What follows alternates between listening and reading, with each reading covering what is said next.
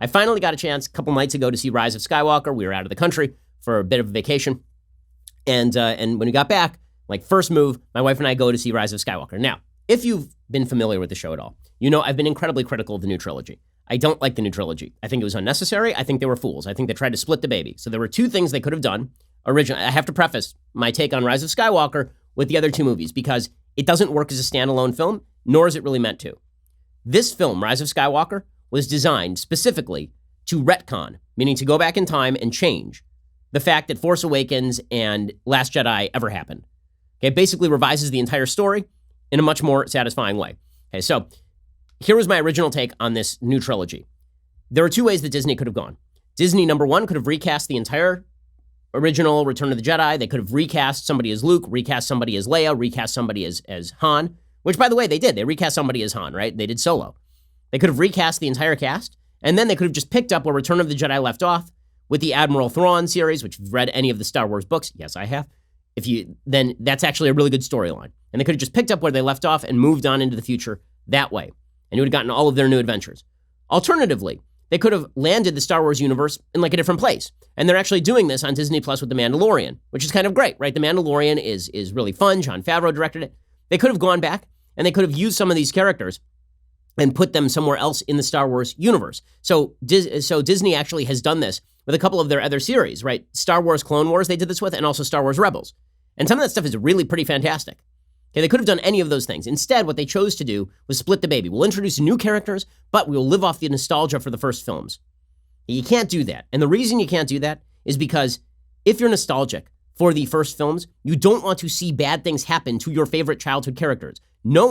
Spoiler alert, no one wants to see Han Solo die at the hands of his son like a loser divorced dad after leaving Leia alone for 20 years and flying around the galaxy smoking pot with Chewie in the Millennium Falcon. No one wants to see that. And that's what happens in Force Awakens. No one wants to see Luke, who is this hero who goes from being a whiny teenager to being this mature Jedi who is able to control himself to save his father. Nobody wants to see Luke become a misanthrope who milks aliens on a foreign planet while whining about his life and disparaging the Jedi tradition. No one wants to see that. So the new series basically took all of your favorite characters, your favorite old characters, and proceeded to ruin them except for Leia because Kathleen Kennedy has this feminist streak where the only characters who are allowed to be competent or good are apparently the female characters. Okay, so that was the critique of this trilogy. They basically took all of my favorite characters from my childhood and they wrecked them so that they could promote a bunch of characters who sucked.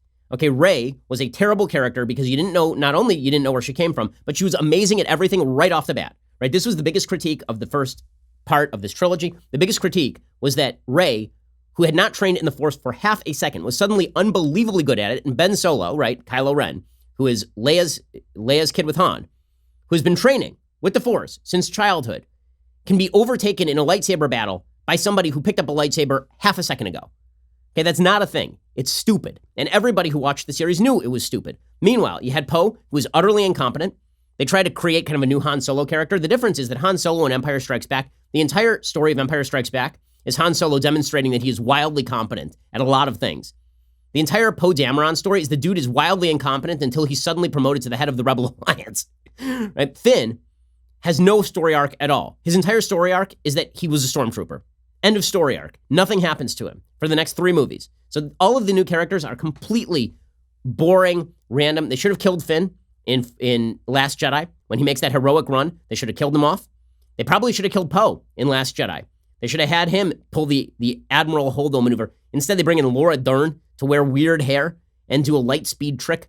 That, by the way, if anybody could have figured that one out, they could have blown up the Death Star that way, like in Star Wars New Hope as well as Return of the Jedi. Okay, so all of this is prefaced to say I hated Force Awakens and I hated Last Jedi. Rise of Skywalker is an attempt to buy all of that back. And understanding that this trilogy never should have happened, and understanding all the flaws with Force Awakens and Last Jedi, now you understand why I liked Rise of Skywalker, because they attempt to correct as many of these problems as they can while apologizing for the series ever existing, which is basically what this was. So all of the stuff with Finn and Poe, no one cares about. All that stuff was dumb. No one cares about it. It's a waste of time. You have to do it. It's like the worst of J.J. Abrams. Like the film, it's not a spoiler to say the film opens with the Millennium Falcon light speed jumping, which just turns it into like a silly prop. Like it's ridiculous. It's ridiculous. The entire Empire Strikes Back, which is the best Star Wars film, unquestionably, this is fact. This is known. Okay, Empire Strikes Back is all about basically maybe 4 topics. One is the Millennium Falcon. It's the entire thing in Empire Strikes Back is that the Millennium Falcon's hyperdrive is broken. Okay, that is the central plot device. In this movie, in the new movie, in Rise of Skywalker, the Millennium Falcon is fully on fire, and they fix it inside of 5 seconds flat. All of it. Also, Empire Strikes Back is about Luke growing and realizing that he is insufficient. Okay, so that's the other topic. And also it's about Han Solo being wildly competent. Poe and Finn, they're wildly incompetent. The Millennium Falcon is made into a prop. Like, all that stuff is sort of the worst of J.J. Abrams. The stuff that's really good, okay, the stuff that's really good is actually quite good. The stuff that's good is that they buy back Han Solo's death. They give him sort of a new exit scene where he's not being killed by his son, where they cheat. He can't be a Force ghost because he didn't have the Force, but he basically is a Force ghost. He comes back. All these are spoilers, okay? Spoilers. You've been warned 1,000 times. You don't want to hear about it. You haven't seen the movie yet. Don't listen. Okay, so Han Solo comes back, and he talks with Kylo, and he basically woos Kylo back to the light side of the Force.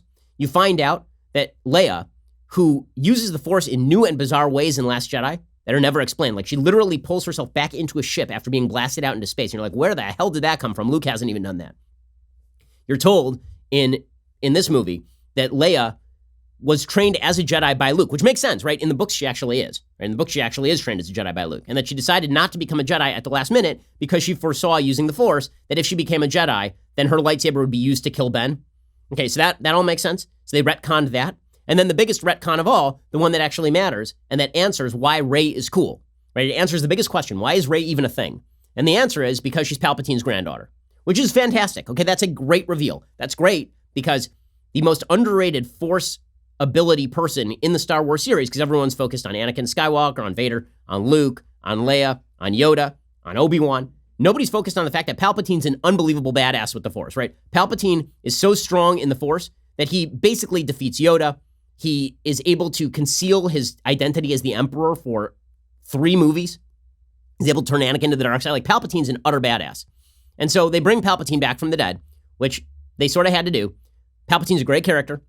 They bring in all the old musical cues. They bring in all of the old stuff, which is the stuff that I like. So if you're a nostalgia person, right, if you're pissed at this series because you feel like it ruined your childhood, then this movie was an attempt to restore that. It was an attempt to make Han cool again. Fairly successful. It was an attempt to make Leia cool again. Successful. It was an attempt to make Luke cool. There's a great scene where Luke does, even though he's dead, right? Luke does this thing that Yoda does while he's alive in Empire. Remember in Empire, there's this scene where Yoda raises the X-Wing from the swamp because Luke fails to do so. Here, Luke is able to do that as a Force ghost to hand over the X-Wing to Rey. That's great. The callback scene where they find the old Death Star from Return of the Jedi, and Rey has to confront herself, which is another callback to Empire. And then when they're playing the old musical cues, right, all that stuff is great. What they do with Kylo Ren, bringing him back to the light side, is pretty great. J.J. Abrams does a great job in setting up a good reveal. So for several movies, you've been seeing basically Kylo and Rey Force Skyping one another. They can talk over long distances. In this movie, they can actually sword fight sort of telepathically, but it has real world ramifications. One is in one place, one is in the other place, and they're having these lightsaber battles, but it actually has physical ramifications in the places where they're having the lightsaber battles. And so that ends with a really fantastic reveal. Right? All that stuff is great. So everything with Kylo, everything with Rey, everything with Palpatine is great. Everything with Leia and Han is really good. Like, all that stuff is good. Finn and Poe continue to be disposable. All the other fringe characters end up being disposable. There is this lesbian moment that's been much talked about because at the very end of the movie, they show a lesbian couple kissing, and it's obviously Disney trying to shoehorn in the, okay, glad we know you're there.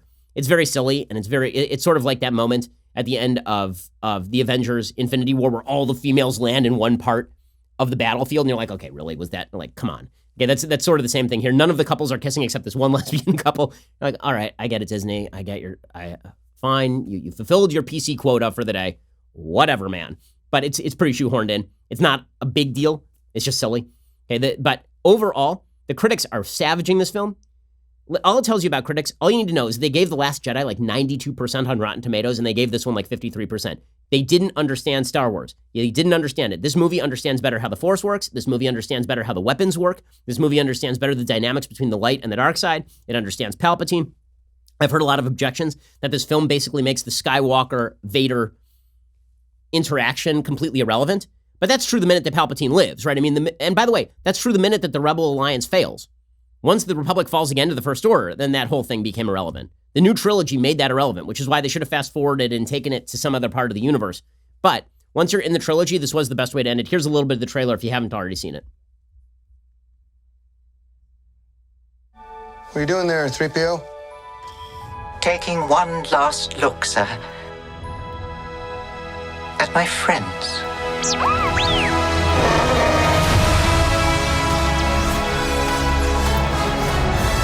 Confronting fear.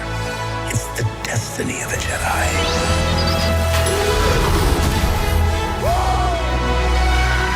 Your destiny. Okay, so it's sort of like Return of the Jedi, this one, specifically because the part that you care about is all the stuff with the Emperor, and all the stuff on Endor doesn't matter as much. That's pretty much this movie. Everything between Rey and Kylo and the Emperor and all the old characters is great, and everything else is disposable. But good for J.J. Abrams for at least trying to go back and unruin everything that he ruined in Force Awakens and that Rian Johnson then proceeded to wreck in Last Jedi. Okay, I know I went on a long time about Star Wars, but guess what, Tough? It's a new year. It's my show. I get to say what I want. So you know what? We're going to start the new year on an upbeat note. We're not going to do things I hate because I just took forever talking about Star Wars. But suffice to say, if you like the old Star Wars, you should totally see this one. It is definitely better than the last two in the series, and everybody who's ripping on it didn't understand why the last two sucked. Thank you for tuning in to the Daily Wire, one of the fastest growing conservative media outlets in the country. If you enjoyed this video, be sure to give it a like and subscribe to our YouTube channel so you don't miss out on any of our content.